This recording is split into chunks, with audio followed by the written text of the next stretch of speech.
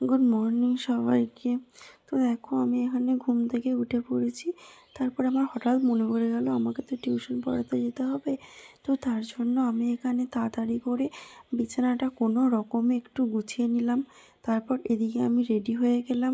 যতই সাজি, শীতকালের দিন সোয়েটার টুপি তো পরতেই হবে, তাই সোয়েটার টুপি পরলাম। তারপরে এখানে আমার লাল পরীকে একটুখানি আদর করে নিলাম। তারপরে আমি এদিকে বেরিয়ে পড়লাম টিউশন পড়াতে। তো দেখো আজকে সূর্য মামা ভালোই জেগে গেছে। আমার মনে হয় দেরি হয়ে গেছে, তাই আমি সাইকেলের স্পিডটা বাড়িয়ে দিলাম। তো সাইকেলের স্পিড বাড়ানো মাত্র আমি পৌঁছে গেলাম পড়াতে। আর এদিকে বাড়ি এসে আমি টোকে একটুখানি আদর করে দিলাম। তারপরে আমি চলে গেছিলাম মাঠে, কারণ মাঠে গিয়েছিলাম আমাদের জমিটা দেখতে। তো তারপর কত সুন্দর সুন্দর শাক দেখতে পেলাম, তো আমি কিছু শাক তুলে নিলাম। তারপর দেখো এখানে আমাদের পেঁয়াজ লাগিয়েছে, পেঁয়াজ জমিটাও দেখলাম যে ভালোই হয়েছে, পেঁয়াজ কলি আছে নাকি দেখলাম, কিন্তু না হয়নি। তারপরে এদিকে আমি আমার দুপুরের খাবার খেয়ে নিলাম। তো আজকের মতো টাটা।